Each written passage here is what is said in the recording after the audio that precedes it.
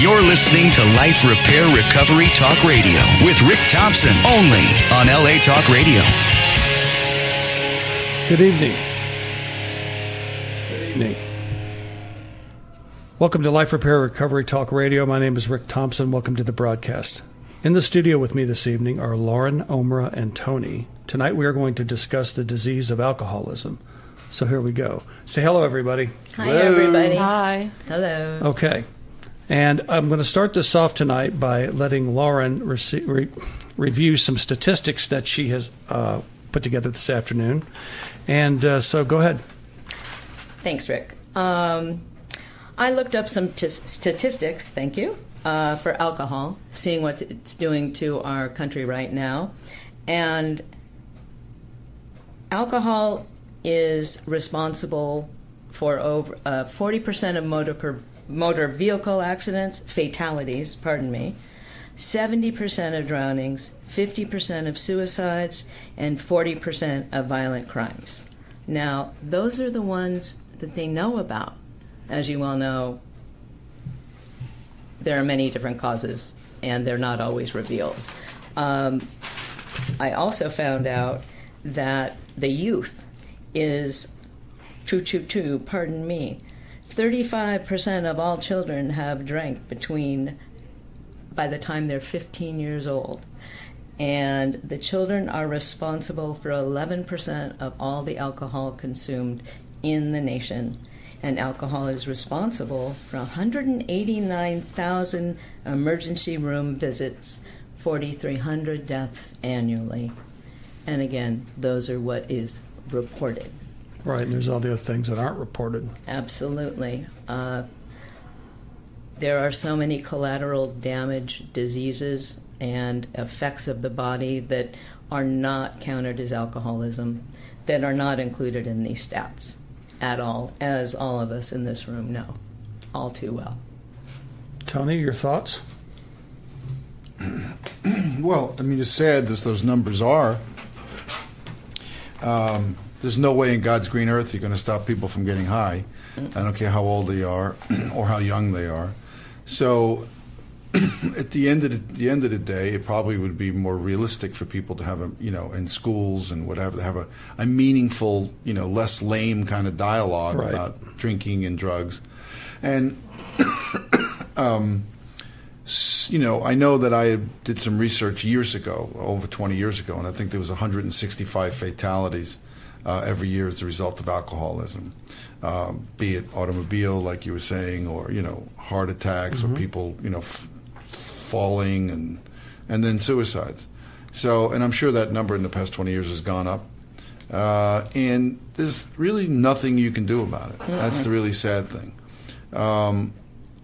The only positive note is that there exists, if there was real, genuine counseling provided for kids, and not this some parent or some parent figure pointing a finger down at the kid. Right. Hopefully it would probably be better served if it was done by their peers. But, the way that the structure of informing people is set up it's very antiquated, and it's going to take a while for that system to disappear. Eventually somebody will say, hey, guess what? It's not working. I know that every time the United States declares war on something, we lose. We lose.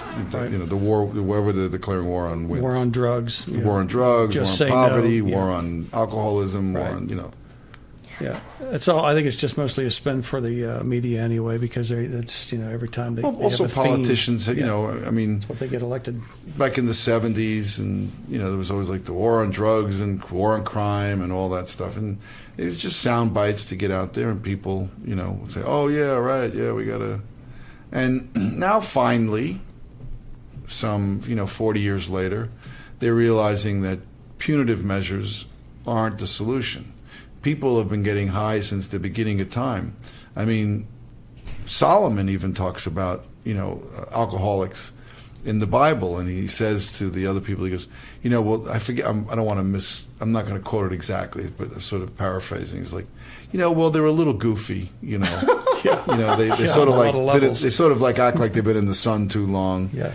So have a little, try to be kind to them, but not not letting them get away with it, but just understand that and they're so afflicted. And so again, since the beginning of time, people have been doing that. So that's not going to happen. People are constantly looking for an alternative conscience in their life. Right. Exactly. Consciousness. Any way to not feel. Yeah. And Tony, what you were talking about, I know I've gone into high schools or junior high schools, bringing a message that you don't have to go all the way down to get your life better. But I know for me that if someone had come in when I was 14, 15, I remember if you smoke pot, you're going to do acid, and then you're going to jump off a building, and that didn't apply to me. It didn't apply to me. I never thought that it would happen to me. We talked about this last week.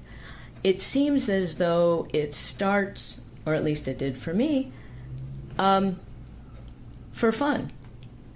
We're doing it for fun. We're doing it to hang out. I don't know. Did you do First it that time way? I smoked pot, I had a great time. First time I drank, I had a great time. And then it just, I kept chasing. I always tell people, it's like I chased that first high and whatever substance I did for the rest of my drinking experiences. I just chased it. And eventually it got to a point where it stopped working.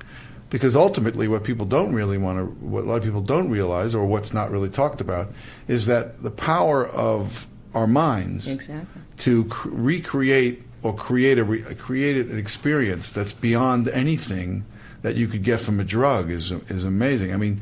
When I do remember to meditate, it works so good for me that I stopped doing it. But I used to do this one meditation where, I swear to God, there were times I'd jump out of it because I thought I was in outer space somewhere, I got went off somewhere, and I don't think I ever got anywhere near those kind of places even when I did acid. Oh wow! So, but again, it's going to take some time. It's going to take some time for people to realize you can't. Punitive measures don't work. No. It's not that you have to excuse somebody who drinks and drives. There are repercussions and responsibilities. That's a completely different. Or smokes pot and drives, Yep, or takes acid, or takes a down, or whatever. Mm-hmm. So there should be, the necessary response from the society for that. But again, followed up with some kind of counseling, and maybe I remember there was a place where I went to college. It was called the Tripping Fields. Really? Where people used to go and get high. So maybe every school needs that, some place where kids can go get high and not worry about getting hit over the head by somebody, and then they can go back to class, and then eventually get to the point where they realize this isn't working anymore either. Yeah. Right. I don't know. Maybe I'm the only one in the room, but I got into it naively and really innocently, and it was fun for a long time. Yeah, I waited for. It took me forever to get high. I drank a lot, but I didn't smoke my first joint or an illegal substance until I was almost 19. Oh my God! And then when I was like, what the hell was I afraid of?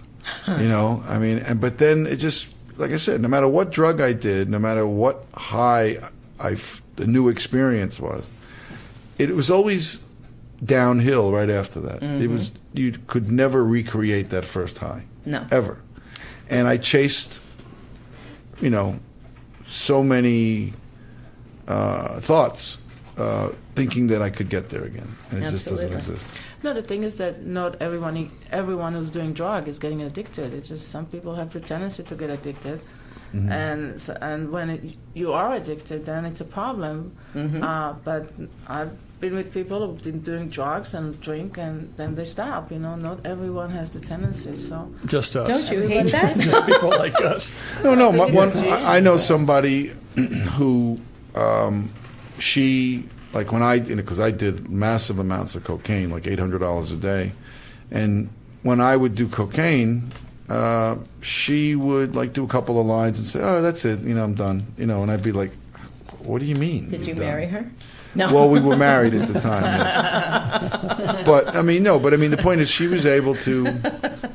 But then she had her problems with cigarettes, Took her. I stopped smoking long before she did, and so I guess the long and the short of it, everybody's addicted to something, and nobody comes out of the womb scot-free throughout their whole life. No. And the 12-step programs. There'll eventually be a 12-step program for everything. Absolutely. For people who spend obsessive amount of time collecting coins, there'll be the numismatists, anonymous. What's the word for bird watching? Bird watch? If you. God, I used to know this because I used to watch birds from my house when I lived in the valley up in the hills. I used to keep track of them. I'm while you were loaded. No, when I was stone cold sober, I was a nerd. I am still a nerd to some degree. I'm absolutely a nerd. I don't know what I'm becoming, but I'm watching a lot of birds and noticing all their different coloring, and they're beautiful. There's hundreds of different birds. There's the poor scrub jays. They get this lousy name called scrub jay, because they look at them as the scruffier version of a blue jay.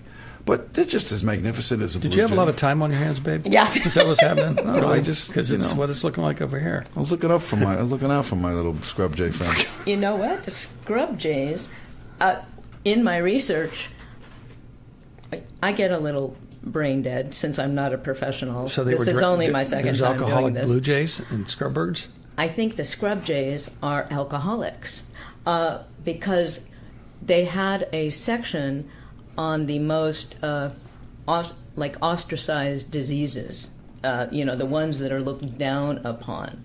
And the information was that they are finding that there is a genetic factor. The dopamine receptor D2 something. Here we go. D2 dopamine receptor might increase the odds. Like 3 out of 4 people that have that will become an alcoholic. Right. Now, everyone sitting in the studio could all drink and excessively and go out and party and then someone will grow out of it and they'll just stop and they'll have a beer and that's it. And it stops. And that's where the disease of alcoholism, drug addiction, shopping, gambling, etc., that's where something crosses the line and we all need help. Yeah, going back to the scrub jays, they probably, they think they're magnificent birds, and people go, "Oh, look, there's a blue jay." They go, "No, that's just a scrub jay." And then the scrub jay feels dejected and looks around for peyote to chew on or something, and and he thinks, or it goes into garbage cans and tilts over some beer cans that have some beer left in it, and says, "Okay, fine," But right. we think we're blue jays. Yes. But scrub jays as well as blue jays are nicknamed the sentinels of the woods because they warn the deer that hunters are on their way. Really? Yeah, that's why they get the nickname Sentinels of the Woods. Hunters hate blue jays. And scrub jays do the same job, except there's not a lot of hunters running around in the middle of Sherman Oaks. Not really. Yeah. I hope not. So, Omrah, when did you start drinking? What age were you when you started? My story it started well later in life. I think drug was much more Prevalent than the alcohol? in my life, yes. I'm originally from Israel. But I was exposed more to drugs in my early days, and then only when I moved to New York, I was more I was exposed to much more than I was. Good old New York. But I had a good time, I bet you had did. a really, really good time, and it was a lot of fun, and that's what I go back to what Tony said. It's it's great, and you have a party, and you have a good time, but the problem is when you want to move on, want to move on to another stage in your life, and you realize, I don't think it's so easy. Not when you're loaded all the time. It's because your motivation factor is a little low. For life, this is how you handle life. You do it for a while, and you don't know how to live life differently. So this is where you have to figure out, what do I do now? How can I just be me and function in life without anything external in my system? So it's all in our thinking, in our brain, and the way. This is the way I see it. Sure. Obviously, I'm not a doctor, but when I was doing it until I hit the wall, and it didn't work anymore. And I was doing it because I didn't want to feel anything. So I think everybody has their own parameters of why they drink. And is it feelings? Is it loss? Is it whatever? Or is it just because you don't like your basic state of reality? I mean, who knows why people are alcoholics or addicts? I have no. I mean, I don't know why I am. Mm-mm. I mean, my mom and dad they weren't big drinkers. I mean, they liked to gamble, so there was that part of them. But my two sisters, they don't have any issues with alcohol or gambling. Sometimes skips over generations, as I understand it. Yes. Yeah. But I mean, in the big book of that one program. You read the stories, which I call the fiction part of the book, right? Because people are telling you their story, right. And then they always say, "Oh, I came from a wonderful home, and my mother and father were such sweet people." And then as the story goes on, he said, "Yeah, and then my dad used to beat us with belts, and mom used to hit us over the head with pots." And I'm thinking, no wonder you friggin' drank. Right. I mean, but in the beginning they paint this picture. My parents were he was a minister at the church, and she was the head of the PTA or whatever. And so I don't know why I became an alcoholic. And then as the story develops. As the story develops, you realize they were living with near psychopaths. Yes, I can attest. I was raised by two of them. It was really strange today. I was at a memorial for a guy that passed away naturally named John Flynn, who was an incredible person that was in a 12-step program. And there were over 350 people there. The place was packed, and it was unreal. And today is the 44th anniversary of my father's death from alcoholism. And I'm sitting in there and I'm thinking, how strange life is. I'm sitting here and I've got 23 years of sobriety. My brother is a stone cold alcoholic living in a car. I mean, who would have written this story out? It's amazing. It was the gentleman that said John had survivor's guilt because so many people he lost in the war and from alcoholism. He had a horrible childhood, and he wasn't sure what his life was for. And then this room was filled with 450 people. That was the reason he was spared. Right. And you can have two parents and grow up in this really pretty house and it all looks really good on the outside, and you can have 4 kids and they're all raised by the same parents, but one's an alcoholic. Mm-hmm. So, or all 4. Or all 4. There's no formula. We can't explain it. It's like trying to explain Spanish to a refrigerator. Yeah, but education does work. Education from really young age. Because I remember I grew up, and one of the things that was something that I always was scared about is needle and heroin. And I don't know where, but I remember there was some kind of education. It's planted the seed, and this is something I never touched in my life. Just because from a very young age, it wasn't like somebody just brainwashed me, and it was available. Everything is mostly available if you look for it. And I knew that this is something that I would never would do. So I do believe, not because of my experience, but I know that education does work, and it has to start. It has to be good education. Because you really cannot stop people from doing it, but you can tell them the message that it's not the right things to do, and but also there's also recovery available, and people who want it. But unfortunately, not a lot of people want to recover it because some people are just very comfortable with that. So I don't know. It's very complex, obviously. But I mean, like the peyote Indians, they specifically use peyote to get high, and it was part of their ceremony, and they didn't think oh my God, what are we doing? Let's find another substance. I mean, they were having a good time. That was a religious thing. Their religion. The punitive aspect of drug addiction and alcoholism, especially towards the young, the punitive in terms of the actual price that they pay and the dialogue that's or the words that are heaped upon them, that's got to change. I mean, I'm a lot of years removed from grade school, but I remember when cops used to come to our school and and they would have they would have this board and there'd be roach clips and joint, pot and a joint, and then at the far end was a hypodermic needle, and in between was they said, and if you smoke this marijuana cigarette, you're going to wind up shooting. And they were right. At the time, I thought they were, but the presentation and how they did it to make it seem like, oh yeah. Instead of saying, hey, you know what, kids, you smoke joints, be prepared because you might wind up shooting heroin. you know. Yeah. And then even with the war, I mean, it's like forget about even drugs.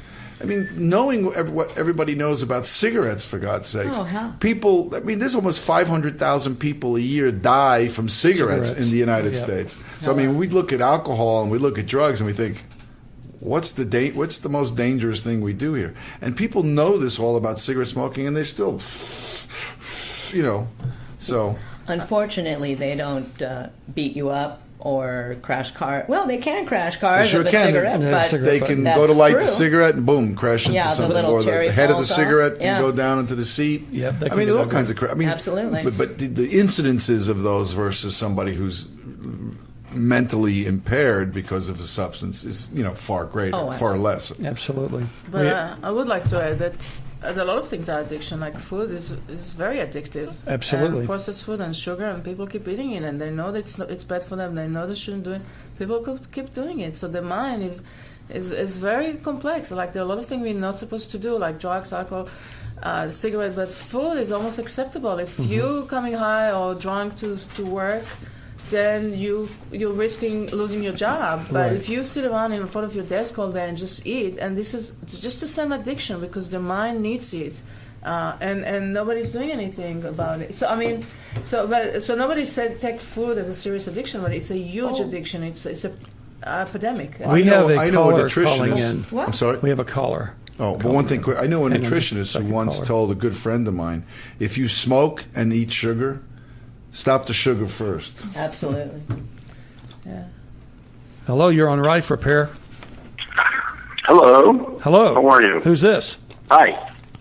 My name is Jim, and I'm calling from New York. Hey, Hi, Jim. Hey, Jim, how are you? Hi, Jim. Hey, Lauren, how are you? I'm- I'm listening to this show, Thanks. and it's interesting. I love how you guys talk about the cops coming into the schools and trying to talk about them. And I was a high school teacher for 20 years. I just retired. Uh-huh.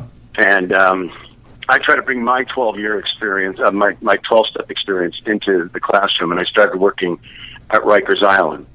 Wow. Oh, And the majority, and this is in 1996, so I started teaching late in life. wow. But it was so interesting when I would try to say, you know, it's like you start with something with, you know, for me it was beer. I didn't do weed and other drugs until my freshman year in college. Mm-hmm. And then I take that experience and I said, I didn't do this. And these guys go, did you ever do this? I did everything but heroin. All right. That's the only thing I wouldn't do. And you guys were talking about that last week. Right. And the reason I didn't want to do heroin was because I knew that I would fall deep into a well. And the reason I didn't do acid was because Art Linkletter's daughter jumped out of a pill. Oh, I remember so that. there was Right. enough. That's right. I mean, I remember that. And that just like the summer before, or during the summer that I was going to go into my freshman year in college, I think it was. Maybe it was. I was in '69. I don't know, maybe '68. I just remember hearing it. I go, 66 no, is I'm when not she going to do jumped. that. Yeah, I remember that because I was a little kid and I was standing in front of the television when it Yeah. came on. I Well- remember that clearly, Jim, Yeah. and that's funny you bring that up. I was afraid to do acid or smoke pot. I was afraid I would cut the legs off chairs and jump off the building like Art Linkletter's daughter did. And I was on that house party show. No, man. So that was a serious but I deterrent. The only thing I want to, and I'll let you guys get back to your conversation. No. One of the things that, you know, I did not think I was going to go this, you know, to the point of where, because you guys are talking about, I had a blast. It was an awful lot of fun. It got me out of whatever. And I was a short, fat kid, and although I got to be taller and fatter, but somewhere along the line, I got out of doing all of that stuff and got into some health things, but I kept on drinking. So, you know, but the point that I'm trying to make is I would meet kids and talk to them, and there was like, I worked in a GED program where you know, we were at like a halfway house teaching, Right. and I go, I never met somebody who just did heroin and didn't do any booze or any drug. No one went, I'm going to just do heroin. Or, you know what? I didn't want to try crank and screw beer. I never knew anybody that didn't do that. And Well, it's a the kid would progressive go disease. crazy I mean, going, you're going to start "You're with nuts." one beer, and then you're going to end up wherever you end up. Depends on how much pain you're Yeah, in. exactly. Yeah, it's a stepping stone. It definitely is a stepping stone. And with the other woman, I can't remember her name, but food. I would eat a jar of peanut butter at the age of 8. I couldn't get booze because I couldn't reach the liquor cabinet, but I could get to the peanut butter jar. So it is an addicting thing, and I think it does go with our brain inside there. My father was not, I like what you guys are talking about, the craziness in the family. My father was not a drunk, but he was a rageaholic. So there's something in the background genetically, I think, and it's not like, okay, I didn't know when, I get over the deep end later in life, like in my 20s and 30s, and then came into an alcoholic 12-step program in '89. But I still do the marijuana maintenance for a whole year, so that's part of my story. But even then, I said, well, this is about alcohol and not drugs. So, Jim, you're in a 12-step program, and you've been sober or clean, or is that what you're saying? 25 years. 25 years. So yeah. Cool. It was clean and sober for 25. And January of '91 was, I didn't do anything. I haven't done anything since then, other than candy and ice cream and Jim, chips. Thank you for calling so much. Very much. Thank you very much. I will talk to you guys. I'm listening to the show out here, and it's great. I will tell other friends about this also. Thank you. So much. We appreciate Thanks, Jim. Bye. All righty. Interesting. I had a question. He was at for Rikers. him. I mean, he was teaching at Rikers. Yes. That's an ugly place, man. He's a wonderful man. I happened to meet him. He was visiting from New York.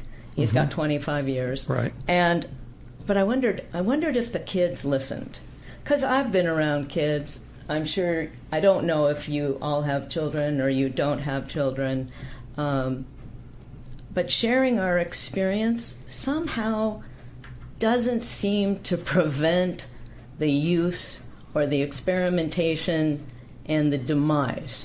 I think a lot of that has to do with the story. When the cops would walk in, they'd show you the board.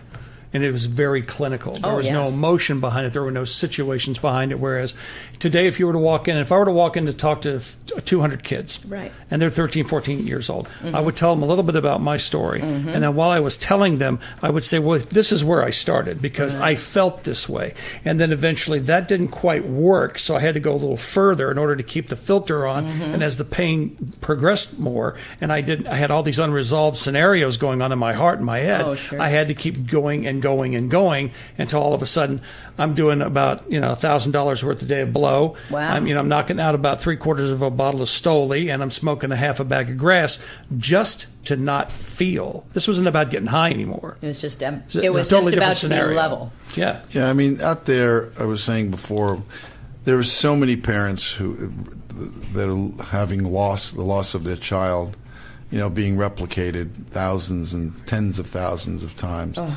And, you wish you could do something to stop it. You can't stop it, but there's a possibility that you can affect a slowdown on it somehow if you would just have reasonable approach to it. I mean, look, like I said before, if you drink and drive and you do some kind of vehicular homicide, no, I'm sorry, you go to jail. I don't care how sad it is that you're an alcoholic or you take some whatever the punishment is, that's what you got to get. Sure. But in terms of how we address this issue in this country, I mean, this whole big thing about, the drugs coming across there's nothing going to stop the drugs coming across the border. I mean, I don't care if you got Superman and his whole family at the border. They're not going to stop it, He built a tunnel under a jail. You don't think they can build a tunnel Yeah, I mean, under they're just a not wall? going to stop it. So let's just have a different kind of dialogue Exactly. about it, I think we have to have good role models because we don't the youth not going to listen to somebody much older than them. They have to listen to somebody in their age that they look up to. Of course. Right. Like Bieber or like what if they're, like movie star or whatever. But usually those guys are like out of control. So everybody learned from the role model how to be out of control and you don't have good role model. Like I'm not here to preach. I was just as crazy as everyone, but I'm just saying that if I had a good role model in my life, I probably will start thinking about shutting up my life a little bit sooner. Sure. That's my opinion. No, it's Of great. course, no, it's fine. Absolutely. You were saying... Well said. Oh, sorry. Yeah, absolutely. You were aware of your feelings, stuffing them down? Were you aware? Yes, Was that... absolutely. Oh, you were aware. Sure. Really? Absolutely, yeah. See, I was not. I know exactly, because I wasn't. Now, it's like when you took the lid off with me. I mean, I was just completely out of my mind because with the things I'd have to go through, and when I was a kid, when I would come home, finding my mother in a pool of blood, or the broken arm, or this, and then having to basically justify my parents' behavior to the outside world. So I was their filter, and that will fuck a kid up. So Psychically. I mean, and so then you've got the psychic torque, and then you've got the mental torque, and then you've got the heartache and the emotional torquing going on. And, when you've got all that happening, the first time I took a drink I had a beer and I got buzzed, I went, holy Christ. I found what I was looking for. Really? So now I found a way to function.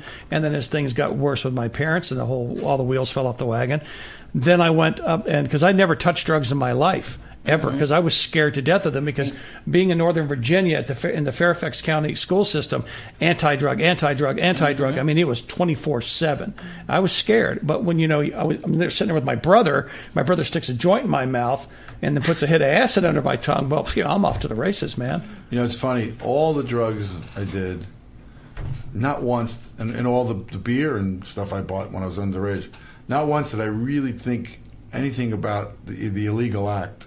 Me neither. Oh, yeah. Maybe that. if I was transporting it, I'd be like, oh. But once it was home, I didn't care. Yeah, what do you care? It's like, Well, there was easier to have a fake ID that used to be a little paper back in the license day, and a little Oh, yeah, the exact paper license. knife. Yeah, you didn't even have and, your picture on it back there in the early 70s. Nothing. You could have anybody get a fake license and go drink. Yeah. A little later 70s, but thank you, gentlemen. Yeah, that's okay. No, I was in there in 72, 73. Yeah, Really? I mean, I was just a kid. I was 14. No picture? No picture. I mean, I was 6 foot tall, and I could grow a mustache, and I had hair down to here. And so So I you looked bought like I was for the 21. whole village. Yeah, I was good, man. No, I would just go in and take care of me. The hell with everybody else. I Well, was just going into bars to work my deal, and whatever side deal I had going on, I could pull off as a kid. I meant you're coming in, I'm having a party by myself, but Yeah. I need one of those. And you were aware, I can't take this pain. This is too much. I'm blowing up inside. After a while, it's mechanical. It was very mechanical for me. I just put together this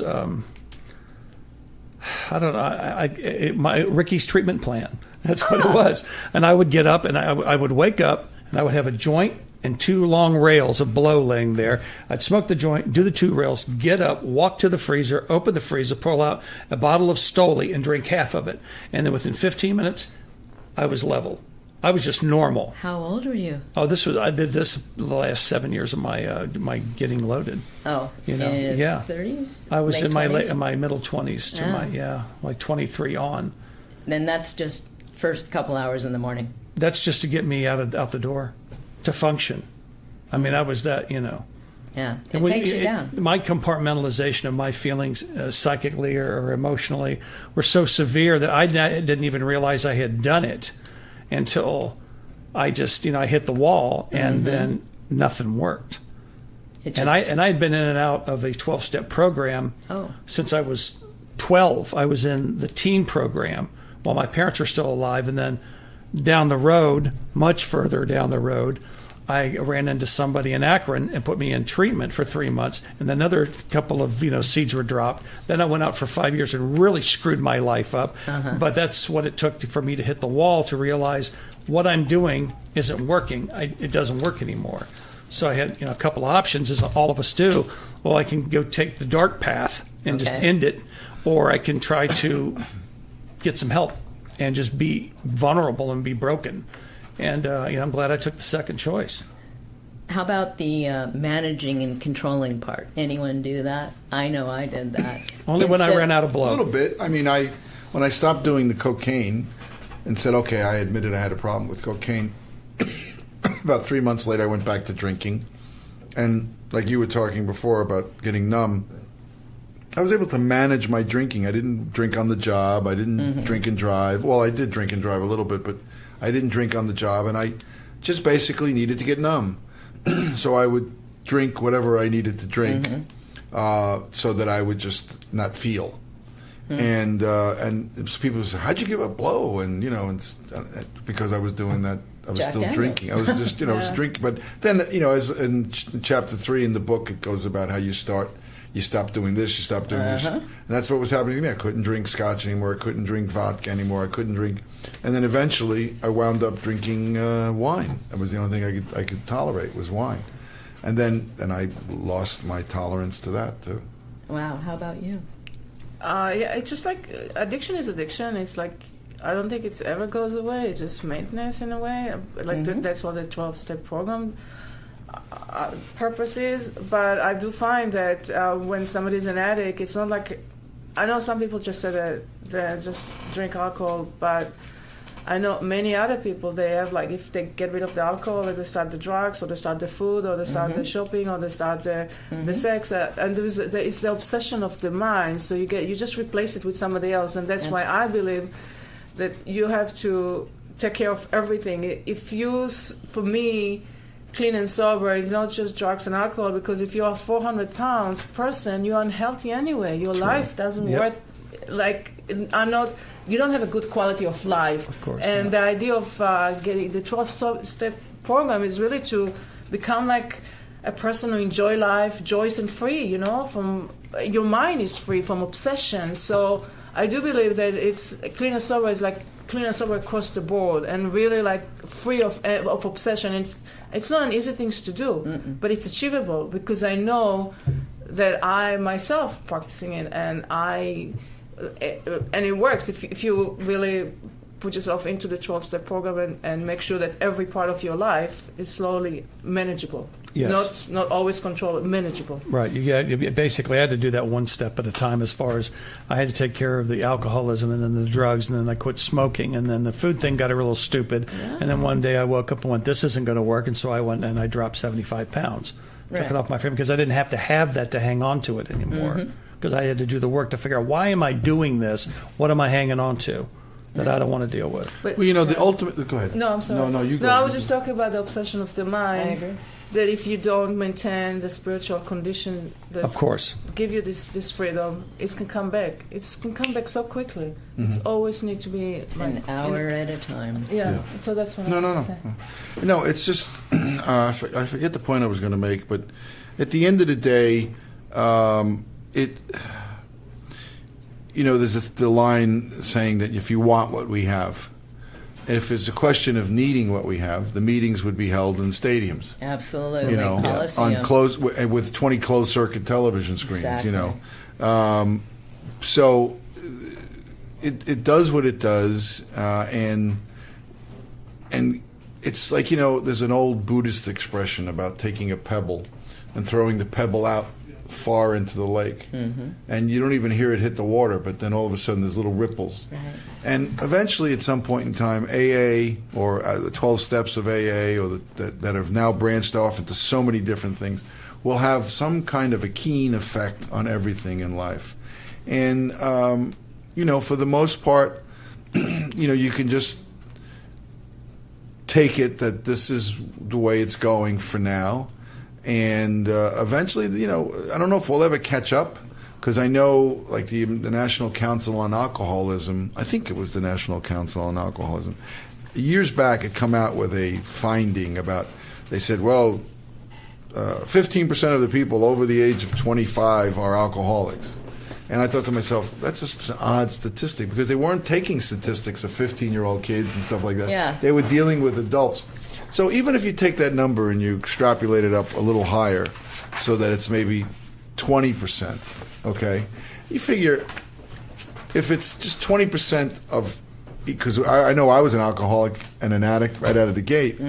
So if you take that into consideration of all the people on the planet, the 7 billion people on the planet, unbelievable. You realize how many, nuts are out there, like we used to be, and and AA, what does it have? Like, Alcoholics Anonymous had maybe like 35 million people went through the doors of of Alcoholics Anonymous, right? Absolutely. And there's like almost 890 million of them out there. Yeah, that's pretty scary. Our call-in number is 323-203-0815, 323-203-0815. Feel free to call in if you have something you would like to ask the panel, or if you just have something you want to say. I was thinking about what you were talking about. I myself, as Rick understands, I had a food problem. I was seriously bulimic. Mm-hmm. I didn't even know I was an alcoholic. And I had to do one at a time. First, I had to take care of my eating disorder, seriously. And then, 5 months later, I realized I'm an alcoholic. And the shame, for me, there was a tremendous amount of shame involved. I don't know if any of you felt like that, but I felt so embarrassed. I wasn't embarrassed about what I was doing out there. I would throw up on your shoes. But then I was embarrassed to admit that I had a problem and I was in recovery. Mm-hmm. Right. Did you feel like that? Well, yeah, there's a lot of shame. I had a great deal of shame of the fact that I, was a drug addict and an alcoholic. Mm-hmm. And while I was going through that, I think the damage that it did to me mentally during the time frame when I needed to make the right decisions. I mean, I had opportunities in my life where I had a full ride through law school and a guarantee of a partnership. And an attorney met me when I was 18, and he watched my maneuverability, and he said, "You'd be perfect." He says, "I'll pay for all of it." Yeah. And I was so addicted to the music business and the concert business because I thought that is what is going to fix the hole in my soul. I blew it, and that was not a smart move for me. But that's just the way it played out, and I'm so I attribute a lot of the ways that my life has ended up to how I, functioned when I was a kid, because I was smoking dope every single day. No matter what, I would at least have some kind of slight filter, so I could just barely not feel anything. And then when when the blow would come along, and then the alcohol would come along when I couldn't bear it. But I was stoned every day for 20 years. Every single day that I was awake. I had 10. And, it caused a lot of damage in my life, and I don't know if it was really being awake. Your eyes were open. Yeah, I was just going to say. Okay, well, it all depended on the level of weed I had at the time. There's some stuff that you... There's a funny story I like to tell. I can't say the person's last name, but his first name is Charlie. And he was over at a group meeting in the Palisades, that big group named after an ocean. And anyway, there was one day that he was outside monitoring traffic and all that stuff, and there was the Rolling Stones had pulled up in separate, cars and in this van, and then they all went into separate limos. And he went over and introduced himself to him, and they asked, what's going on? And he said, well, I'll tell you what, guys, is I know you've had drugs from all over the world, the best drugs, and you've had some of the most beautiful women all over the world, and you've partied and acted like really crazy. But if you come through the doors with me right now, you don't ever have to live that way again. He said that to Mick Jagger. Did they follow him? No, doubtful. But my favorite joke, I got to tell this joke. Tell it. No, actually, it's not really a joke, but it's this guy, the circuit speaker, was on a plane one morning coming out of Cleveland, I think, and he was coming back to L.A., and the plane was delayed. And the pilot came on and said, "We're really sorry about this, extra delay." He said, "We would like to offer everybody on the plane free drinks." So the flight attendant, stewardess, whatever, is coming down with the things, and they come to this guy, and so he says, "Well, I'll take a Perrier." So they go to the guy next to him and says, "Yeah, I think I'll take an orange juice." So then they moves on. So he says, "So listen, are you in the program?" And the guy goes, "What are you talking about?" He goes, "Are you a friend of Bill's?" And he goes, "I don't know what you mean." He goes, "Are you in Alcoholics Anonymous?" And the guy says, "No, why?" He says, "Well, because they offered us free drinks," he said, "and you asked for an orange juice." He goes, "It's 6:00 in the morning."